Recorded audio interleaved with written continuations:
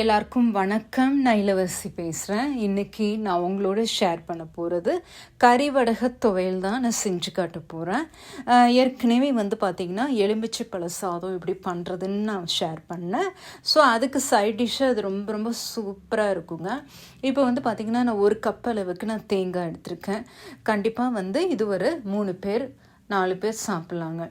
1 cup அளவுக்கு தேங்காய் எடுத்து வச்சுருக்கேன். இப்போ நான் இண்டக்ஷன் ஸ்டவ்வில் ஜஸ்ட்டு அதை தோசைக்கல்லை வச்சுட்டு நல்லா ஃபுல்லாக ஹை ஃப்ளேமில், அதாவது ப்ளஸ் பண்ணி ஃபுல்லாக அது 1400 தான் இருக்கும். ஃபுல்லாக வச்சாச்சு. இது நல்லா ஹீட் ஆகட்டும். உடனே இது ஹீட் ஆயிரும். இப்போ இதுக்கு நம்ம எண்ணெய் சேர்த்துக்கலாம். எண்ணெய் பார்த்திங்கன்னா நம்ம இந்த வரமிளகாய், இந்த கறிவடகம் இதெல்லாம் வறுத்து எடுக்கிறதுக்கு தான் நம்ம சேர்க்க போகிறோம். 1 கப்புக்கு பார்த்திங்கன்னா ஒரு 4 வரமிளகாய்